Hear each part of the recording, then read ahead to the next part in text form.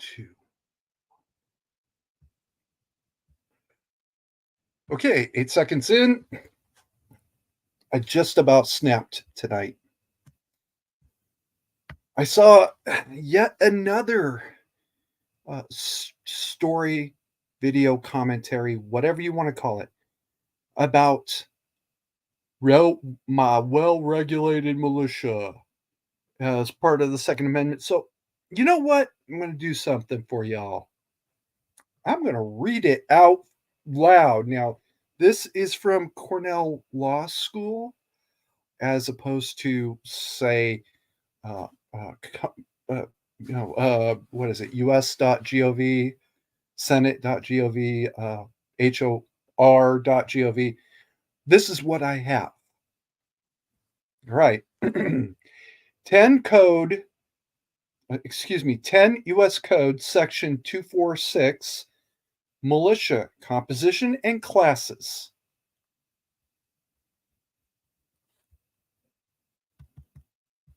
Okay.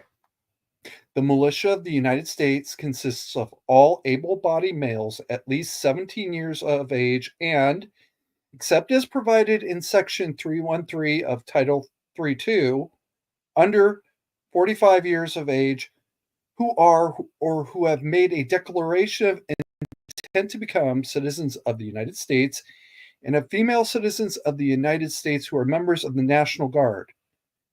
Yeah. Did you notice that? Citizens of the United States and female citizens who are members of the National Guard. They might be trying to imply that there's a difference here. I don't know. What do you think? Well, let's take a look. The classes of the militia are the organized militia, which consists of the National Guard and naval militia. Pause. To the best of my knowledge, at this time, there is no naval militia. California had one at one point. It went away. I think Alabama did have one at one point. It went away. New York, North and South Carolina, and one other coastal state. I can't remember which one. One of the original 13 did have a naval militia at one point, but we're talking pre-revolution at that point. They're gone now.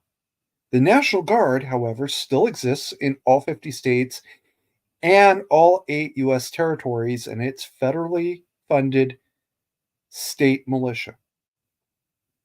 That's just the way it is. All right. So, the organized militia, which consists of the National Guard and naval militia, and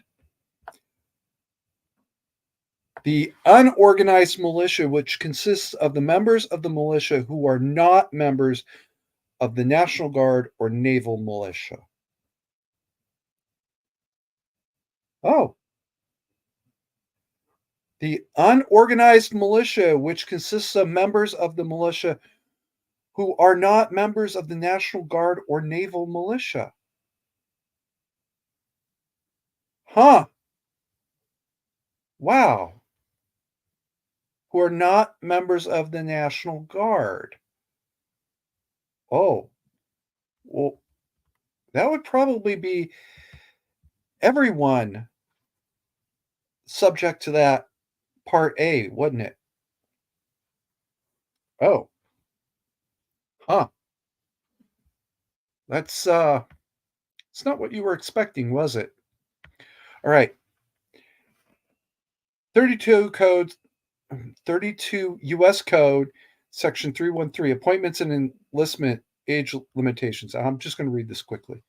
To be eligible for original enlistment in the National Guard, a person must be at least 17 years of age and under 45 or 64 years of age and a former member of the regular Army, regular Navy, regular Air Force, or regular Marine Corps. To be eligible for reenlistment, a person must be under 64 years of age. To be eligible for appointment as an officer in the National Guard, you must be 1, a U.S. citizen, and 2, be at least 18 years of age and under 64.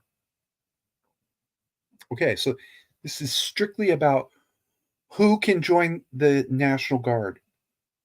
and that's it. All right. Uh, it does say that under 64 years of age and a former member of the Big Four. Um, so this is probably a little outdated.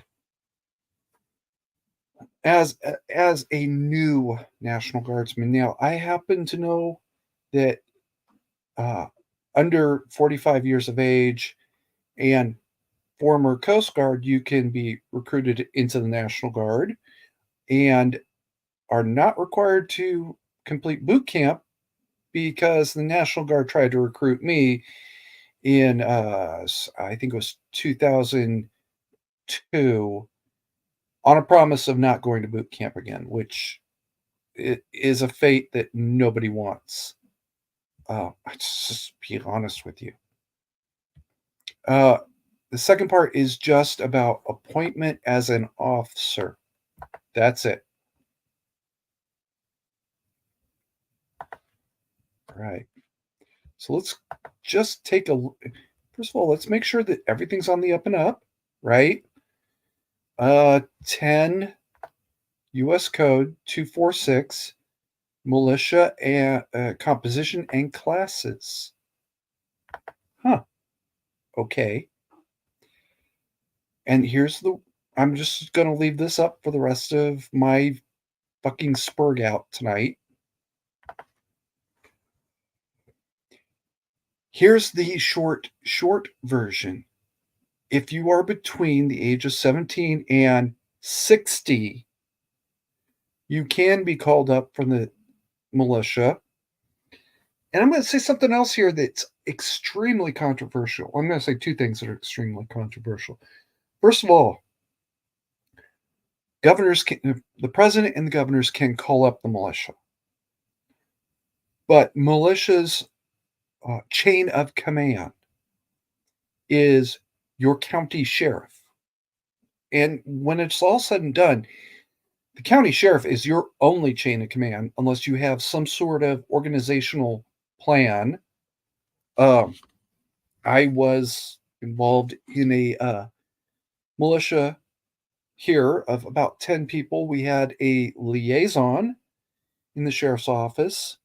Um, he was a captain at the time. He promoted out of that position. Basically, he just babysat us. Well, no, he didn't even do that. He just served it in a administrative role, right? We say we did this, we say we did that, we say we did something else, we give him a report. He takes the report, he files it, he gives it to the sheriff, and that's it. All right. It's a point of contact was really most of what it was. Um, but he would have been our chain of command if we'd ever been called up. We weren't. And then we disbanded because people stopped showing up because they have real lives, they have jobs. Um, was one lady who joined our militia only because she was a nurse in real life. Um, so we really could have used her medical skills, but then she started working nights and she just fell out. She couldn't keep up. We we get it. Um, here's the other part. Anytime that you are called up in event of crisis, disaster, emergency, anything, all right? Anytime a public official points to you and says, "This is an emergency and you are now going to help me," um, you've been activated as the militia. I want to point out a few case studies. 1989 Loma Prieta earthquake. A fire was threatening the northeast part of the city. I want to say it was the Tenderloin district, and I know that's wrong. I forget the proper name. A fire captain, not the sheriff, turned to about 200 people who were milling around in this park and said, "You're firefighters now. Come with me. We're gonna go. We're gonna go fight this fire because this fire threatened to wipe out part of the city." The part that the news at the media at the time didn't tell you is that this fire was also directly threatening their lives. That fire was pointed right at the park. It was either stand up and fight or sit here and die. Of the 200 people in that park, around half, or as one source said, between half and three quarters, stood up and fought. They did all the small things. They moved hoses. Um, they controlled traffic. The firefighters, the trained and fully qualified guys, were the ones that handled hoses or handled nozzles, excuse me, and monitored uh, monitored the pumps and pressure indicators and all those mechanical things on the truck. That is a highly technical skill, right? Even I have no clue what they really do. Well, let me rephrase that. I have a clue of what they do, but I know I don't understand that enough to do what they did. Um, they were also the ones that drove the trucks, to the best of my knowledge. 90% of what they did was move, especially the big 6 inch, I think it is, or excuse me, 4 inch feed hoses, the ones that go from the hydrant to the fire engine, and hose tending, which is where you're roughly halfway down the hose from the engine to the nozzle, and you're just moving it so that the firefighters who are manning the nozzles can do that without having to drag all that extra weight behind them. That's 90% of what they did that day. Now, you notice I said fire captain, not sheriff. Well, first of all, my understanding is the sheriff backdated his approval. Second of all, if you think you can take this matter into a courtroom and have that fire captain incarcerated or held civilly liable, well, yeah, you go ahead, you do that. I really, really don't care. All right, you're on your own. I'm not helping you. Um, that was just Loma Prieta. In 1994, I think it was, flooding on the Willamette River threatened to literally drown Portland up to something like 3 decks high. The mayor of the city, again, not the sheriff, okay, called on every able bodied adult in Portland to respond to this disaster by helping to build the dikes that would hold the river in. There were so many people who responded that they actually had to turn people away because there was just too many people. They held those dikes, the city survived. Ladies and gentlemen, that was a militia call up. On 9/11, there were two militia call ups. The first one was Flight 93. The people on that plane were asked, um, my understanding is, people on the plane were the ones that started talking about retaking the plane. All right.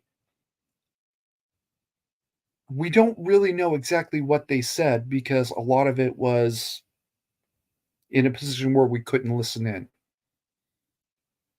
An air traffic controller had some sort of conversation with one of the people, one of the men on the plane, who said, "We're talking about retaking the plane." And the air traffic controller said, "Okay. If you think you can do it, okay." something to that effect. They tried to retake control of the plane. Um, it crashed in Shanksville, uh, Pennsylvania. Everybody died.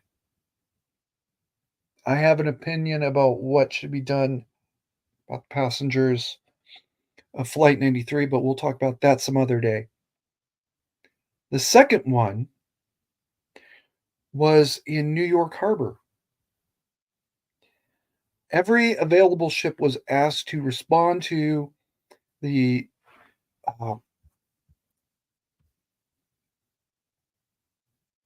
okay, there we go. Was asked to respond to this disaster to help evacuate the people that were caught on Manhattan Island.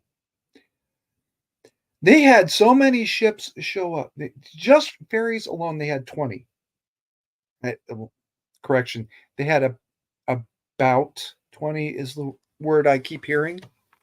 And one of them was from Koski, who was there that day.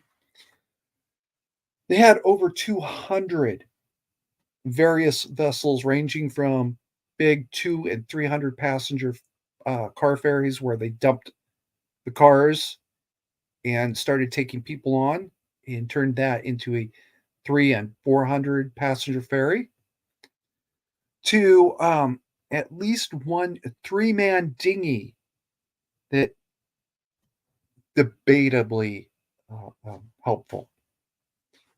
All right. And I say debatably helpful because he's only carrying 3 people. But if he's shuttling people from the shore to a ship that can't land because of draft or whatever, that may have been very helpful. That is what it is.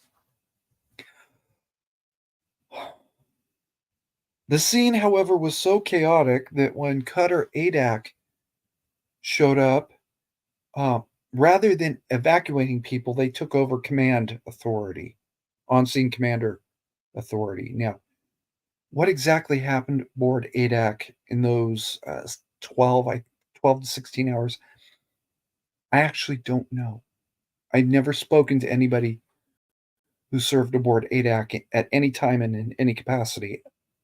I wish one of them would come in here and clarify. Um, that's not going to happen today. I accept that. I also accept the fact that that was also a militia call up. And yeah, it was Costes who called up the militia, and that's not the sheriff's office, right? So, as legal as the sheriff or the fire captain at Loma Prieta, you want to go fight that battle? Go ahead, knock yourself out. It's literally not my problem. All right. In the pinned comment is the link itself. You can also see it on the screen there at the bottom. If you want to look this up and challenge me on my uh, uh, statement, well, you go right ahead. I don't care. If you are breathing, chances are you are the militia, whether you want to be or not.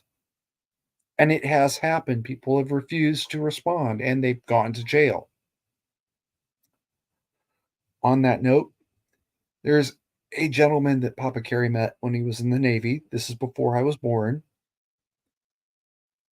He was just chilling at home one day when a sheriff's deputy came and pounded on the door. Pause. I keep saying sheriff. Sheriff, sheriff, sheriff, sheriff.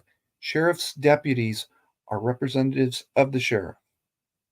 All right. That's duly appointed or duly appointed or elected by the sheriff. So, okay, we're good here. It was the sheriff's office. Sheriff's deputy comes pounding on the door. Guess what? You're a firefighter now. This guy says, excuse me, sir. I'm a petty officer in the Navy. My ship needs me.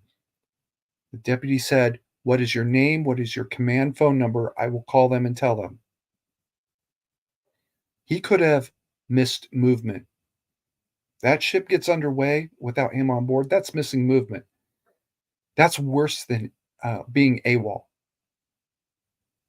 That can become a deserter charge if it gets bad enough, right? He could have missed. He was AWOL when he didn't show up the next day.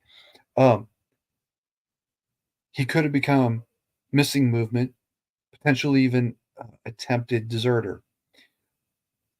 The sheriff's deputy did what he said he was going to do, called the command up and said, "I am Sheriff's Deputy uh, Michael Carey. Your petty officer, Jack Jones, is currently in my custody. He's fighting the Signal Hill fire. He has been activated." And obviously, the sheriff's deputy didn't say this. I grabbed him. I took him. He's a firefighter now, and it was that or go to jail. Um, because the deputy did what he said he was going to do, which, by the way, legally required and wouldn't have done him any good to not do anyway. The Navy took absolutely no action on the petty officer. Because, well, yeah, the sheriff's department took you to go fight a fire in the middle of an emergency. Well, there's nothing we can do.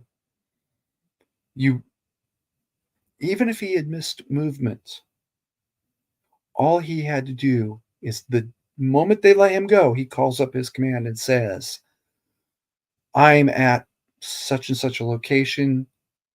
Send a car to come pick me up." Or call the shoreside number. "I'm at such and such a location. Send a car to come pick me up." I suppose if he had one of those, um,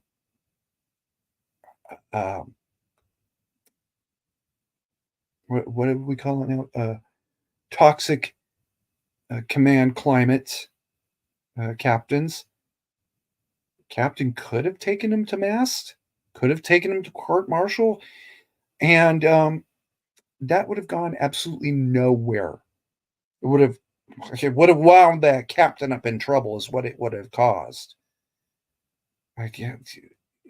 There's some admiral somewhere that's saying, "You took this petty officer to mast because he missed movement because the sheriff's office kidnapped him? Are you stupid? Well, say goodbye to your command." I have seen commanding officers relieved of, or OINCs, excuse me, relieved of their duties for a whole lot less than that. All right. I'm going to read this one more time